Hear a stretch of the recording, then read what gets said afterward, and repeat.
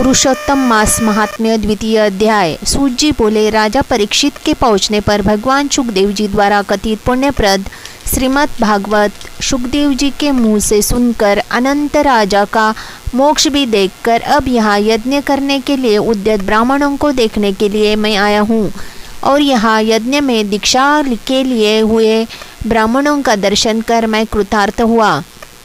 ऋषि बोले, हे साधु, अन्य विषयों की बातों को सुनकर भगवान कृष्ण द्वैपायन के प्रसाद से उनके मुख से जो आपने सुना है वह अपूर्व विषय है। आप हम लोगों से कहिए, हे महाभाग, संसार में जिससे परे कोई सार नहीं है, ऐसी मन को प्रसन्न करने वाली और जो सुधा से भी अधिकतर हितकर है, ऐसी पुण्य कथा हम लोगों को सुनाइए। सूत जी बोले, विलोम, ब्राह्मण के चारु में क्षत्रिय चूरु मिल जाने से उत्पन्न होने पर भी मैं धन्य हूँ। जो श्रेष्ठ पुरुष होने पर भी आप लोग मुझसे पूछ रहे हैं, भगवान व्यास के मुख से जो कुछ सुना है वह यथार्थ ज्ञान में कहता हूँ। एक समय नारद मुनि नर नारायण के आश्रम गए, जो आश्रम बहुत से तपस्वियों, सिद्धों तथा देवताओं से भी युक्त है और खैर, बहेड़ा, आंवला, बेल, आम, अमड़ा, केज, जामुन, कदम्ब आदि और भी अन्य वृक्षों से सुशोभित है। भगवान विष्णु के चरणों से निकली हुई पवित्र गंगा और अलकनंदा भी जहाँ पर बह रही है, ऐसे नर नारायण के स्थान में श्री नारद मुनि ने जाकर महामुनि नारायण को प्रणाम किया और परब्रह्म की चिंता में लगा हुआ है। मन जिनका ऐसे जितेंद्रिय, काम, क्रोध आदि छह शत्रुओं को जीते हुए निर्मल चमक रही है, अत्यंत प्रभा जिनके शरीर से ऐसे देवताओं के भी देव तपस्वी नारायण को साष्टांग दंडवत प्रणाम कर और हाथ जोड़कर नारद मुनि व्यापक प्रभु की स्तुति करने लगे। नारद जी बोले, हे देव, जय जगन्नाथ, हे कृपा सागर, सतपते, आप ही सत्यव्रत हो, त्रिसत्य हो, सत्यात्मा हो और सत्य संभव हो। है सत्यो ने आपको नमस्कार है, मैं आपकी शरण में आया हूँ। आपका जो तप है वह संपूर्ण प्राणियों की शिक्षा के लिए और मर्यादा की स्थापना के लिए है।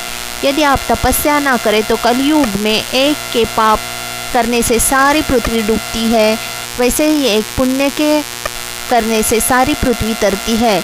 इसमें तनिक भी संशय नहीं है।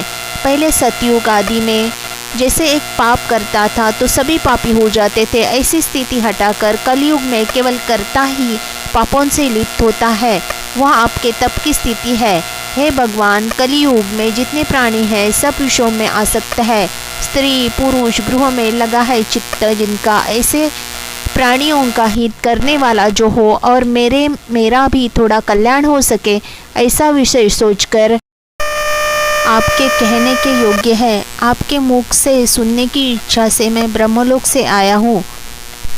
उपकार प्रिय विष्णु है, ऐसे वेदों निश्चित है, इसलिए लोक उपकार के लिए कथा का सार इस समय आप सुनाइए, जिसके श्रवण मात्र से निर्भय मोक्ष पद की प्राप्ति होती है। इस प्रकार नारद जी के वचनों को सुनकर भगवान ऋषि आनंद से खिलखिला उठे और भुवन को पवित्र करने वाली पुण्य कथा आरंभ की। श्री नारायण बोले, गोपों की, स्त्रियों के मुख कमल के भ्रमर, रास के ईश्वर, रसिकों के आभरण, वृंदावन बिहारी, ब्रिज के पति आदि पुरुष भगवान की पुण्य कथा को कहते हैं। हे नारद, आप सुनो, जो निमित्त मात्र समय में जगत को उत्पन्न करने वाले हैं, उनके कर्मों को हे वत्स इस पृथ्वी पर कौन वर्णन कर सकता है। हे नारद मुनि, आप भी भगवान के चरित्र का सरस सार जानते हैं और यह भी जानते हैं कि भगवान चरित्र वाणी द्वारा नहीं कहा जा सकता, यद्यपि अद्भुत पुरुषोत्तम महात्म्य आदर से कहते हैं। यह पुरुषोत्तम महात्म्य दरिद्रता और वैधव्य को नाश करने वाला, यश का दाता, सत्पुत्र और मोक्ष को देने वाला है, अतः शीघ्र ही इसका प्रयोग करना चाहिए।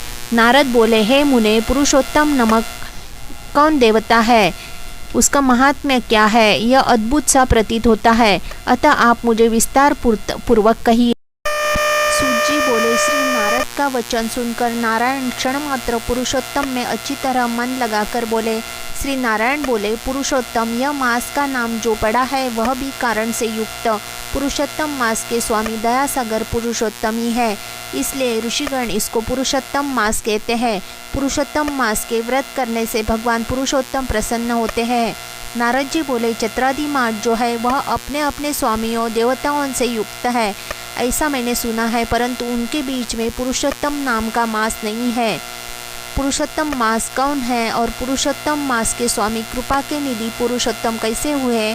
है कृपा निधि, आप मुझे कहिए, इस मास का स्वरूप विधान के सहित कहिए। हे प्रभु सतपते, इस माह में क्या करना, कैसे स्नान करना, क्या दान करना, इस मास का जप, पूजा, उपवास आदि क्या साधन है, कहिए। इस मास के विधान से कौन से देवता प्रसन्न होते हैं और क्या फल देते हैं? इसके अतिरिक्त और जो कुछ भी तथ्य हो वह है तपोधन, कहिए।